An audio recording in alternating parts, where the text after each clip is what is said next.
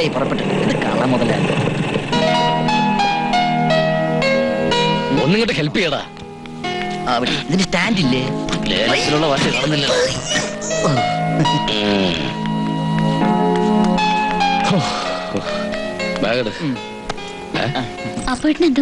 ഒന്നും പറ്റിയിട്ടില്ല. മുതലാളി ലേലം കിട്ടിയ ക്ഷീണത്തിലാ.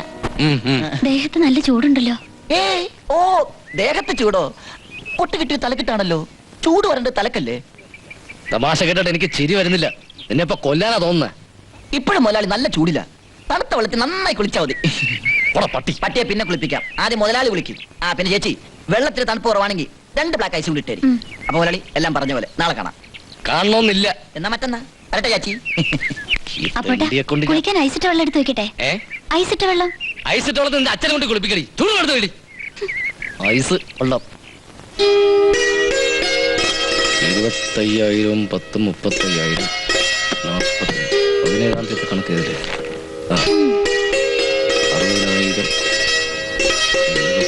60,000 അപ്പോട്ടിന്റെ ബർത്ത്ഡേ എന്നാ? 18-12-95. 18-12-95 എന്തോന്നാ? 18-12-95 കിട്ടേണ്ട ബാങ്ക് ലോണിന്റെ കാര്യമാണ് ഞാൻ പറഞ്ഞത്. ഈ മാസം അത് കിട്ടിയില്ലെങ്കിൽ ബിസിനസ് കംപ്ലീറ്റ് കുഴയും. വീട്ടിൽ വന്നാലും അപ്പോട്ടിന് കാശിന്റെ ഇരുമ്പിന്റെയും കണക്ക് മാത്രമേ പറയാനുള്ളൂ. വേണ്ട, ഞാൻ ഇപ്പൊ ഇറങ്ങിയ രംഗീല സിനിമയുടെ കഥ പറഞ്ഞു തരാം. എന്തേ? അതെ, നീ ഒരു ഇരുമ്പ് കച്ചവടക്കാരന്റെ ഭാര്യ, അത് മറക്കണ്ട. എടി, ഒരു കച്ചവടക്കാരൻ എപ്പോഴും കച്ചവടത്തിലെ ലാഭത്തിന്റെയും നഷ്ടത്തിന്റെയും കണക്കുകൾ മാത്രമേ ചിന്തിക്കാനുണ്ടാവൂ. അതുപോലെ തന്നെ ഒരു വീട്ടുകാരിക്ക് വീട്ടുകാര്യങ്ങളെ കുറിച്ചേ പറയാനുണ്ടാവൂ. നീ പണങ്ങണ്ട. കച്ചവട ചിന്തകൾ ഞാൻ 1 മണിക്കൂർ നേരത്തേക്ക് മാറ്റി വെച്ചിരിക്കുന്നു. ഇനി വീട്ടുകാരിയുടെ വീട്ടുകാര്യങ്ങൾ പറ, കേക്കട്ടെ. പറയടോ. അപ്പട്ടാ, ഇതെന്താന്നറിയോ? നമ്മുടെ കുചേലന്റെ കയ്യിലെ പണ്ടൊരു പൊതി ഉണ്ടായിരുന്നില്ലേ? അത് അവിൽ പൊതിയാണെന്ന് ഉൾക്കാഴ്ച ഉള്ളതുകൊണ്ട് കൃഷ്ണന് മനസ്സിലായി. എനിക്കങ്ങനെ ഉൾക്കാഴ്ചയില്ലല്ലോ. സാധാരണ കാഴ്ചയല്ലേ ഉള്ളൂ രേണു. എപ്പോഴും ഒരു തമാശയാ. ഈ പാന്റും ഷർട്ടും ആർക്ക് വേണ്ടി വാങ്ങിയതാന്നറിയോ? ഇല്ല, അറിയില്ല. ആർക്കാ? അപ്പോട്ടന്. അല്ലാതെ ആർക്കാ? അപ്പോട്ടനല്ലേ? നിന്റെ കഴുത്തിൽ താലി കെട്ടി അന്ന് മുതൽ തുടങ്ങിയതാ എന്നെ ഈ കുഴലുകൾക്കുള്ളിൽ ഇറക്കാനുള്ള നിന്റെ ശ്രമം. എന്റെ രേണു, നേര്യമംഗലത്ത് നാരായണന്റെ മകൻ അപ്പുക്കുട്ടന് അന്നും ഇന്നും എന്നും ചേരുന്ന വേഷം ഒന്നേ ഉള്ളൂ. ഈ ഷർട്ടും മുണ്ടും. അത് മതി എനിക്ക്. അത് പോരാ, ഒരു ഭാര്യയുടെ ഇഷ്ടം കൂടി നോക്കണം. ഓഹോ, അപ്പൊ ഭർത്താവിന്റെ ഇഷ്ടത്തിന് ഒരു വിലയില്ലേ ഇന്ത്യയില്? എന്റെ രേണു, ചേരാത്ത വേഷങ്ങൾ തമ്മിൽ ചേർക്കാൻ നോക്കരുത്, മനസ്സിലായോ? നീ ഒരു കാര്യം ചെയ്യ്, ഇത് കൊണ്ടുപോയി ആ അലമാരയ്ക്കത് സൂക്ഷിച്ചു വയ്ക്ക്.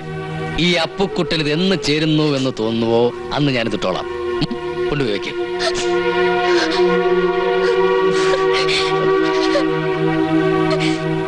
എന്തിനാ നീ നിന്നിങ്ങനെ മോങ്ങുന്നേ?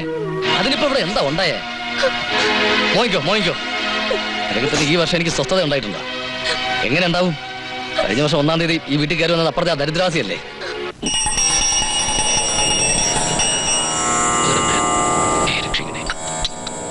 ഈശ്വര,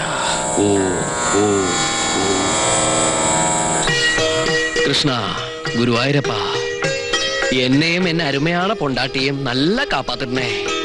കൃഷ്ണ, സംസ്ഥാനം കൊടുക്കണേ.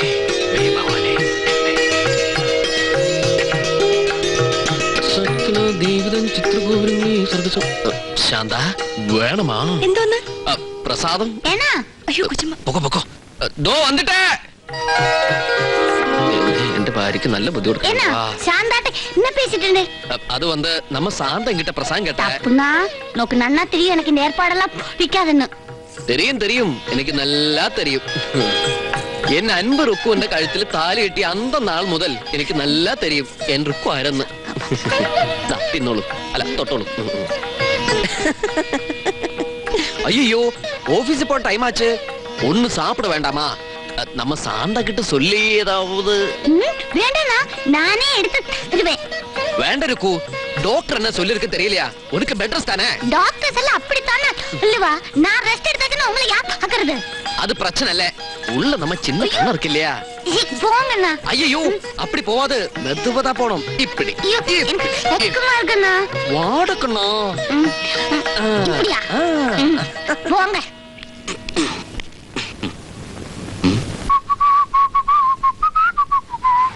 ருக்கு, நான் போயிட்டு வரேன். ஐயோ, நான் ஒரு விஷயம் மறந்துட்டேன். என்ன விஷயம்? അയ്യോ സോറി എന്നാ വലിച്ചതാ.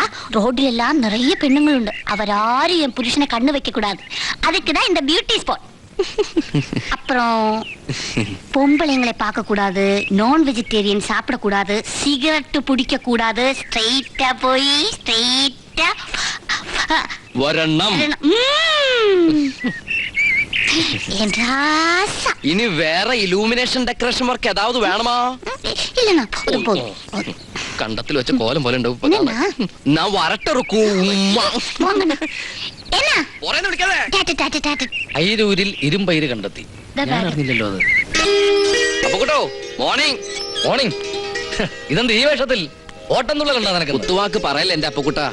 സ്നേഹമുള്ള ഭാര്യയുടെ ആഗ്രഹങ്ങൾ സ്നേഹത്തോടെ അനുസരിക്കുന്ന ഒരു നല്ലവനായ ഭർത്താവാണ് ഞാൻ. അല്ലേ രേണു? അത് രേണുവിന് എങ്ങനെ അറിയാം? സ്നേഹത്തിന്റെ വെയിറ്റുള്ള കുത്തായിരിക്കും മുഖത്ത്. ഇവിടെ ഇവിടെ ഇന്ന് കരിയിൽ ഒതുങ്ങി. എന്താ പോട്ടത്? രുക്മിണിയുടെ സ്വഭാവം അറിഞ്ഞോണ്ട് തന്നെ എന്തിനാ പാവം പ്രേമനെ കളിയാക്കുന്നത്? ഹാവൂ, രേണുവെങ്കിലുണ്ടല്ലോ എന്റെ ഈ അവസ്ഥയിൽ സഹതപിക്കാൻ. ഇത് സഹതാപം അല്ല പ്രേമ, ഈ അവജ്ഞയിൽ നിന്നൊക്കെ ഉണ്ടാവുന്ന ഒരു തരം പുച്ഛമാ. അനുസരണമുള്ള ഭർത്താവിനെ പറ്റി ആരും അവഹേളിച്ച് പറയരുത്. അത് തെറ്റാണ്, കുറ്റമാണ്. ഇന്ത്യൻ പീനൽ കോഡിൽ എന്നെ പറ്റി മതി മതി, പീനൽ കോഡൊക്കെ അവിടെ നിൽക്കട്ടെ. മനുഷ്യന്റെ ഓരോ അയ്യോ, ആ ബോംബ് വിളിക്കുന്നു. പൊട്ടുന്നതിന് മുമ്പ് വിട്ടോ. ഞാൻ ഓഫീസിൽ പോയി. അപ്പോട്ടാ വേണമെങ്കിൽ അപ്പോട്ടിനും പ്രേമന്റെ കൂടെ കാറിൽ പോകാലോ. കാശ് കൊടുത്ത് വാങ്ങാതെ വല്ലവന്റെയും കാറിൽ ഓസിന് പോകാൻ ഞാൻ അത്രയ്ക്ക് തരം തന്നിട്ടില്ല. അതവന്റെ അമ്മായിയപ്പ വാങ്ങിച്ചു കൊടുത്ത കാറല്ലേ, അവ ഒറ്റയ്ക്ക് തന്നെ പൊയ്ക്കോട്ടെ. ആര് വാങ്ങിക്കൊടുത്താൽ എന്താ? സ്കൂട്ടറിൽ ചെല്ലുന്നതിനേക്കാളും സ്റ്റൈലാ കാറിൽ ചെന്നിറങ്ങുന്നത്. അത്ര വലിയ സ്റ്റൈലൊന്നും നമുക്ക് വേണ്ട. നീ ഇപ്പൊ ഇത് പറയുന്നത് എന്താണെന്നൊക്കെ എനിക്കറിയാം. ഡ്രൈവിംഗ് ഒക്കെ പഠിച്ചു കഴിഞ്ഞല്ലോ, ഇനിയിപ്പോ ഒരു കാറൊക്കെ എടുത്ത് ഇങ്ങനെ ചെത്തി നടന്നുകൂടെയെന്ന്. അതല്ലേ നിന്റെ മനസ്സിരിപ്പ്? അതെ, കാറുള്ളത് ഒരു അന്തസ്സാ. ആ അന്തസ്സിൽ എനിക്ക് വലിയ വിശ്വാസമില്ല. നമുക്ക് കാറുണ്ടെന്നാ ഞാൻ എല്ലാവരോടും പറഞ്ഞിരിക്കുന്നത്. അതെന്തിനാ നീ അങ്ങനെ പറഞ്ഞു നടക്കുന്നത്? ഇല്ലാത്ത അന്തസ് പറഞ്ഞുണ്ടാക്കുന്ന അപകട. നോക്ക്, എനിക്ക് വേണമെങ്കിൽ ഇതിനേക്കാൾ സ്റ്റൈലിന് 5-6 കാറുകൾ വാങ്ങിച്ചിടാൻ കഴിയാഞ്ഞിട്ടല്ല. പക്ഷെ ഇപ്പൊ വേണ്ട, കാറിന്റെ ആവശ്യം നമുക്കിപ്പോ ഇല്ല. നമുക്ക് നമ്മുടെ പഴയ സ്കൂട്ടർ തന്നെ മതി. പോട്ടെ.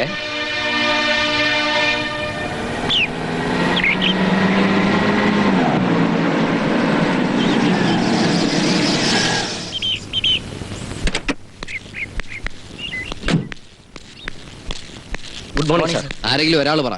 എല്ലാ ദിവസത്തെ ഗുഡ് മോർണിംഗ് കൂടി ഒറ്റ മോർണിംഗ് ആക്കി തന്നാൽ മതി. കൊണ്ടുപോകണം. ഇന്നത്തെ കണ്ടന്റ് എഴുതിക്കോ. ആസ് യൂഷ്വൽ മുണ്ടും ജുബേ. ഒന്ന് വേഗം എഴുതി, പോയിട്ട് പണിയുള്ളതാ. പിന്നെ നെറ്റിയിൽ 3 തലവര. നന്നായാ മതിയായിരുന്നു. ഭസ്മക്കുറിയത് കവിളിലൊരു കറുത്ത കുത്ത സാർ. അത് സ്ട്രെയിറ്റ് ആയിട്ട് പോയിട്ട് സ്ട്രെയിറ്റ് ആയിട്ട് വരാൻ അവളുടെ അമ്മയുടെ ഒരു കുത്ത. അത് നോട്ട് ചെയ്തോ. അതിന്റെ റൂമിന്റെ ചവിങ്ങ ഇതാ സാർ. ഒരു ചേർച്ചയും ഇല്ലെങ്കിലും പെണ്ണ് വീട്ടിലെ പണം മോഹിച്ച് പെണ്ണ് കെട്ടിയ പട്ടിയുടെ ഗതികേടാ മനുഷ്യന്. അതിന് പ്രേമൻ സാർ തന്നെ നല്ലൊരു ഉദാഹരണമാണ്.